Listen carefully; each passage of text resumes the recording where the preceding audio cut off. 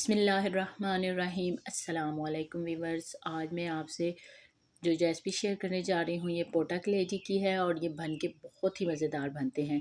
तो इसके लिए सबसे पहले हमें देखना है कि हम इसको साफ़ कैसे करेंगे। यहाँ पे हमारे पास दिल की बोटी है तो हम इसको ऑपोजिट डायरेक्शन में दो कट लगा लेंगे और इसके अंदर आपको नज़र आ रहा है कि ये जमा हुआ खून है, तो इसको हमने अच्छे से धोना है।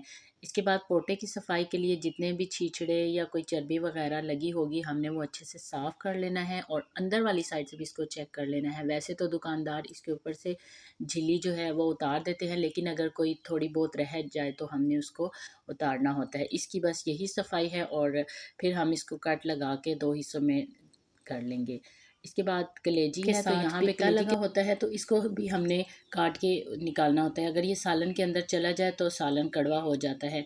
तो अब हम इसको भी काट लेंगे और आप देख भी सकते हैं कि ये काटने के बाद इसके अंदर से किस तरह का सब्ज़ पानी निकला है, जो कि अगर ये सालन में शामिल हो जाए तो सालन जो है वो ख़राब हो जाता है। इनको कटिंग करने के बाद मैंने सबको अच्छे से धो के साफ़ कर लिया है और अब आपने जितने भी सालन बनाना है आप सारी को साफ़ कर लीजिएगा। फिर इसके बाद मैं सबसे पहले जो चीज़ ले रही हूँ वो है घी। आप ऑयल भी यूज़ कर सकते हैं और उसके अंदर मैंने प्याज ऐड कर लिए हैं। जितनी देर तक हमारे प्याज ब्राउन होते हमने अपना नेक्स्ट स्टेप करना है। तो उसके लिए हमें चाहिए ज़ीरा है, खुशक धनिया है, लहसुन है, अदरक है और साथ में मेरे पास मिर्च है। इन तमाम चीज़ों को हमने मिक्स करके पीस लेना है। जब प्याज का प्यारा सा गोल्डन कलर हो जाएगा तो हमने उसके अंदर कलेजी को ऐड करना है और फिर हम इसको थोड़ी देर के लिए भूनेंगे। और साथ में वीवर्स आपसे मेरी छोटी सी रिक्वेस्ट है कि अगर आपको ये वीडियो अच्छी लग रही है तो प्लीज़ मेरे चैनल को सब्सक्राइब कीजिएगा और वीडियो को ज़रूर एंड तक वॉच कीजिएगा। यहाँ पे हमने इसको बहुत ज़्यादा नहीं भूनना, बल्कि थोड़ी सी देर के लिए भूनने के बाद इसके अंदर पिसा हुआ सामान जो है वो ऐड कर लेंगे और इसको अच्छे से मिक्स करने के बाद हमने इसकी असल भुनाई करनी है।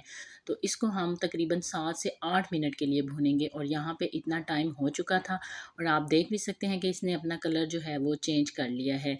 और इस भुनाई करने के बाद हम जो चीज़ इसमें ऐड करेंगे वो मसाले हैं। यहाँ पे मैं लाल मिर्च, हल्दी और नमक का इस्तेमाल कर रही हूँ। आप चाहें तो इसके साथ गरम मसाला भी ऐड कर सकते हैं, लेकिन मैं गर्मियों में जो है वो गरम मसाले का यूज़ कम कर देती हूँ, तो इसलिए ये आपकी चॉइस है, आप इसके साथ गरम मसाला भी ऐड कर सकते हैं। और अब इसको मज़ीद कुछ देर के लिए भूनेंगे। आप एक दफ़ा ज़रूर इस रेसिपी को ट्राई कीजिएगा और मुझे कमेंट सेक्शन में बताइएगा कि आपकी ये रेसिपी कैसी बन के तैयार हुई।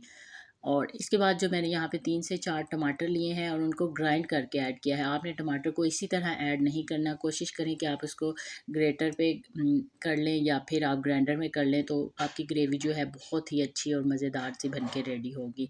तो यहाँ पे टमाटर ऐड करने के बाद हम इसको मिक्स कर लेंगे और हल्की आंच पे आपने कवर करके इसको तकरीबन 7 से 8 मिनट के लिए छोड़ना है। और आप देखें कि 7 से 8 मिनट हल्की आंच पे रखने के बाद टमाटर का पानी खुश्क हो चुका है, तो हम इसकी मज़ीद थोड़ी सी भुनाई कर लेंगे और ये बहुत ही टेस्टी बन के तैयार होते हैं। आप इसको ज़रूर ट्राई कीजिएगा। और यहाँ पे आपके सामने हमारा पोटा कलेजी का जो सालन है वो बन के तैयार हो चुका है और अब हम इसको डिश आउट कर लेते हैं और आप देख सकते हैं कि इसकी कितनी स्मूथ सी और जूसी सी ग्रेवी बन के तैयार हुई है।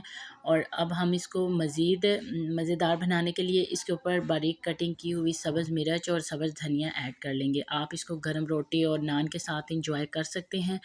उम्मीद करती हूँ कि आपको ये रेसिपी अच्छी लगी होगी। तो जाने से पहले प्लीज़ हमारे चैनल को सब्सक्राइब कर दीजिए और वीडियो को लाइक कर दीजिए। अल्लाह हाफिज़।